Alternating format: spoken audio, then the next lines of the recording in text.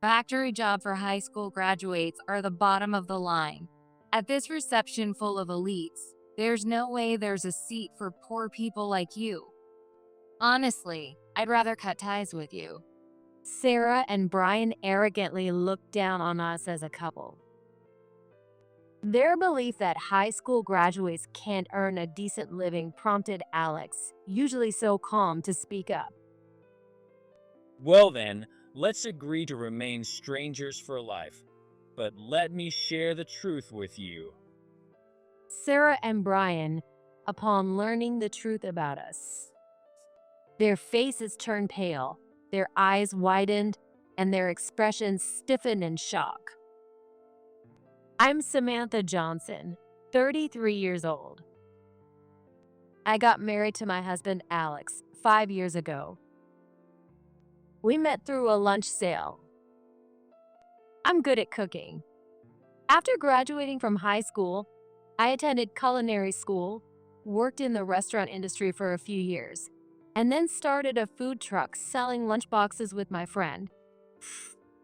Our lunchboxes, packed with a variety of simple homemade flavors, were relatively popular.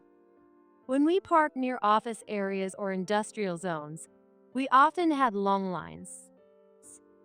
That's when Alex became one of our customers. It seemed he didn't cook for himself, and he really liked the food from our food truck. As a regular, he got to know me, one of the sellers, and that led to us dating. After a year of dating, he proposed to me.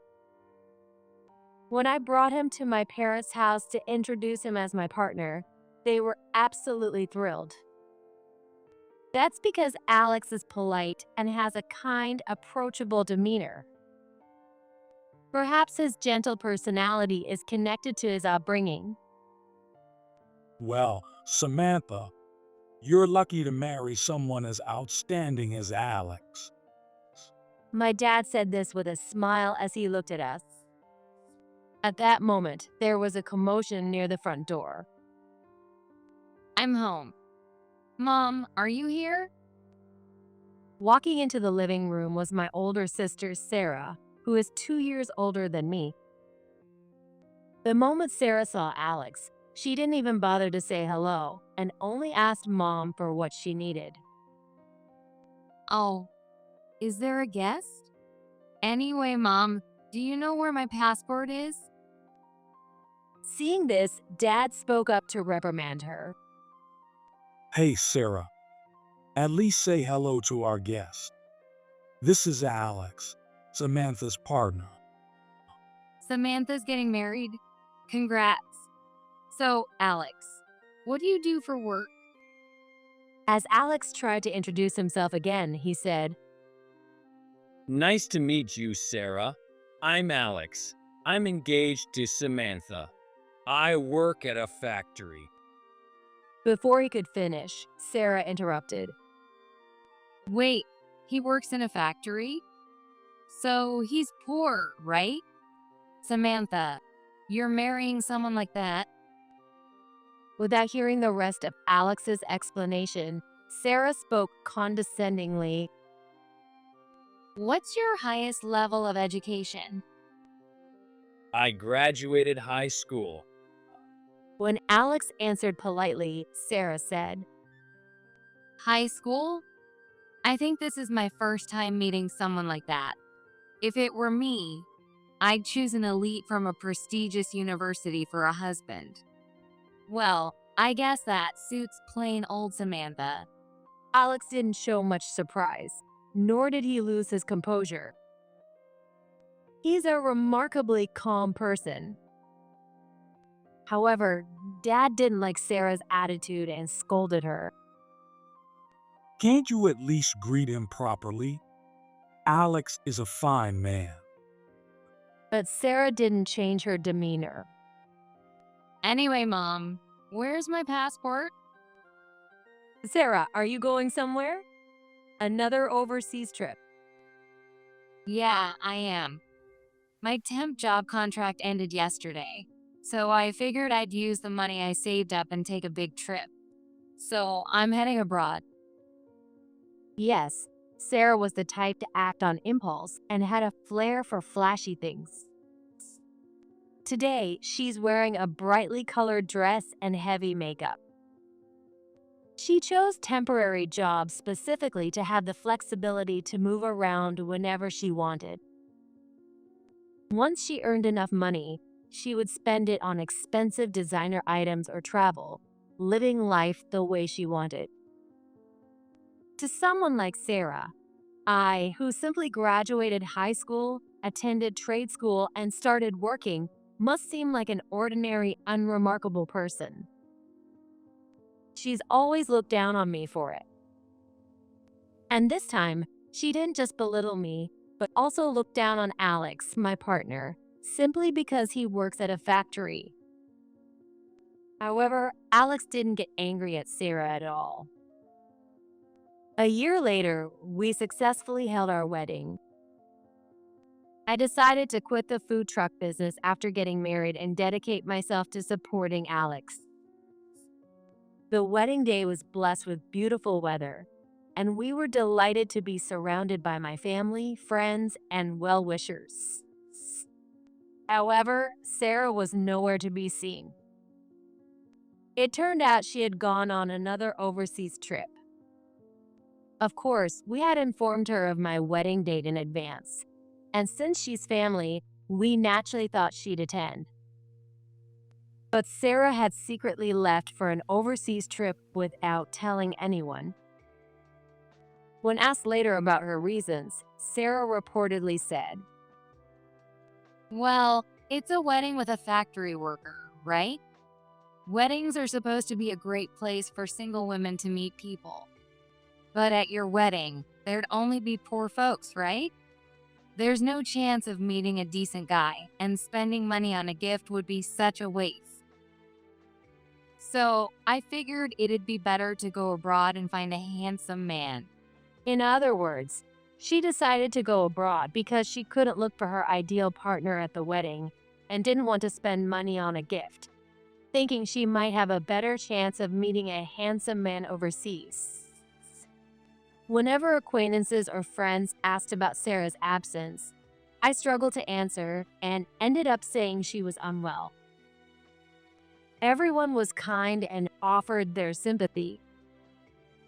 I felt genuinely sorry for misleading them.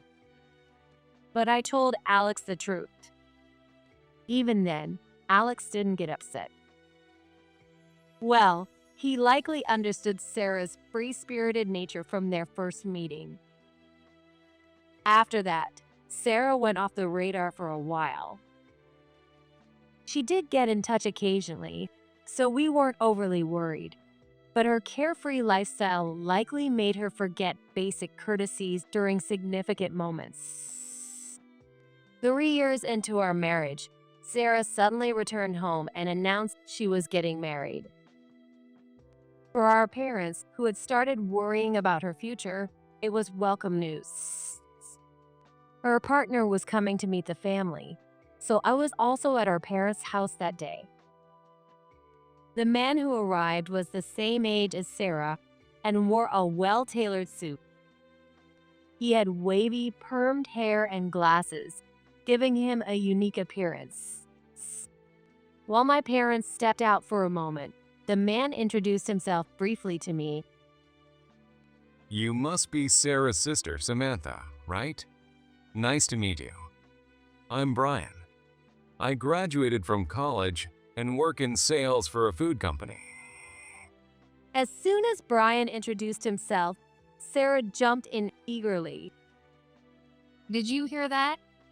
He's a college grad from one of the top universities. Isn't that amazing? And get this, his siblings are also graduates from the same prestigious school. I met him during one of my overseas trips. Now I get to join an elite family too. Brian, this is my sister, Samantha. You know, the one I told you about. She's married to a factory worker who only graduated high school. Where's your husband? He's at work today. He's been pretty busy lately. They say poor people are always busy, don't they? And look at what Sarah is wearing today. So plain. It must be tough having a partner who didn't go to college. Seeing Sarah in her flashy dress and equally loud nail polish, I couldn't help but respond. Sarah, that's really rude. And by the way, he's not poor. Did he change jobs? Well, I guess factory work doesn't pay much, does it? Sarah gave me a pitying look. No, he hasn't changed jobs, but I thought so. With just a high school diploma, it's not like he has many options, unlike college grads. So, are you saying he's not poor, even on a low salary? We're family, Samantha. You don't have to pretend. Sarah laughed and continued to look down on both me and Alex. When our parents returned, Sarah's arrogant attitude finally settled down. 6 months later, it was Sarah's wedding day. Alex and I arrived at the venue together and went to check in at the reception. However, the receptionist looked troubled as they checked the guest list. It seemed that our names were nowhere to be found. Excuse me, could it be that our names aren't on the list? We're Sarah's sister and brother-in-law. Oh. Let me check with Sarah. This might be a mistake. Could you please wait a moment? The staff member headed to the dressing room. After a while, Sarah appeared in her wedding dress, accompanied by Brian. Her long hair was beautifully styled, and her makeup was done so perfectly that it gave her a somewhat stern appearance. Sarah, it's been a while. Congratulations on your big day. Alex said politely. Sarah, what's going on? It seems our names aren't on the guest list. Was there some sort of mistake? Sarah smiled sweetly and replied, No, it's no mistake. What? Well, today is our wedding. Brian's family are all college graduates from prestigious universities. And our friends and acquaintances are all elites too. Not to mention, colleagues and bosses from elite companies are here as well. There's no way I could let a poor high school graduate factory worker couple attend an event full of elites. So, I took your names off the guest list at the last minute. What are you saying? Sarah, we're family. And now you're telling us we can't attend. You've got to stop looking down on us just because he works at a factory. Besides, he's... As I tried to explain, Sarah interrupted me. Nothing you say will change my mind. A factory worker? That's the bottom of the ladder in society. If such poor people sat on the family side, it would be embarrassing for us. There's no way they could hold a conversation with elites. That would humiliate us. So, I deliberately made sure there was no seat for you. But hey, I'll gladly take your wedding gift, so just go home now. Sarah berated Alex and me as if she and Brian were superior beings. Brian, instead of stopping her, stood there smirking, looking at us with pity. Like Sarah, he seemed to look down on high school graduates. Gradually, the eyes of some guests around us began to focus on our conversation. I looked down and thought, we came all this way to celebrate her wedding, so why do we have to be humiliated like this? Just because they went to a prestigious university, does that define a person's worth? That's ridiculous. There's no reason for them to look down on Alex and me. I need to make that clear. When I resolved myself and looked into Alex's eyes, it seemed he understood my determination. Alex glanced at Sarah and Brian and said, It seems we're not welcome here. Should we leave?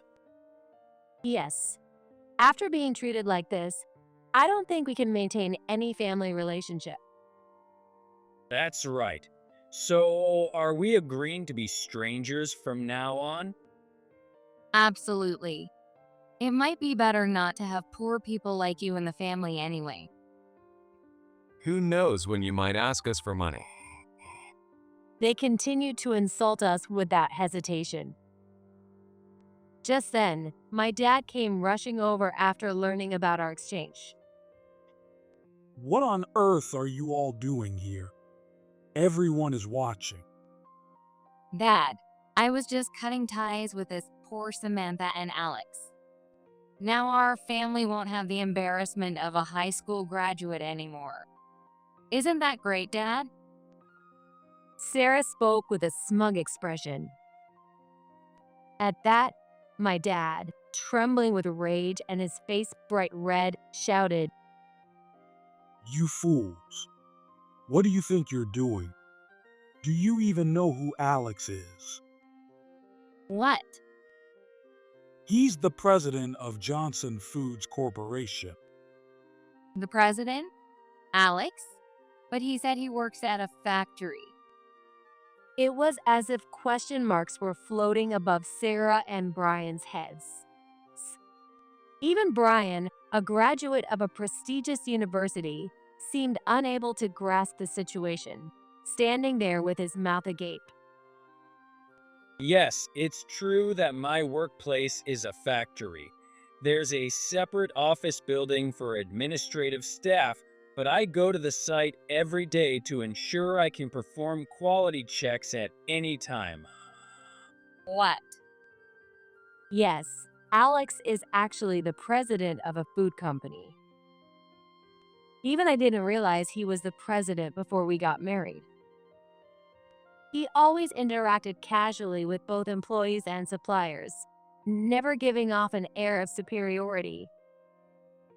But that's precisely why he's so trusted. Reflecting now, I see how essential Alex is to the company's success by being present on the ground. I heard you only graduated high school. Was that a lie? Sarah, now pale, stammered out her question, barely getting the words out. It's not a lie.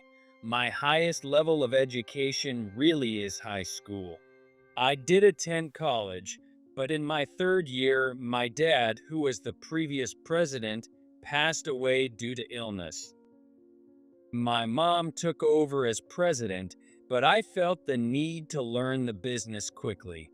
So I dropped out and began working on the ground. After several years of factory work, I became a factory manager and then president just before we got married. Indeed, while Alex is a president now, he didn't achieve his position overnight.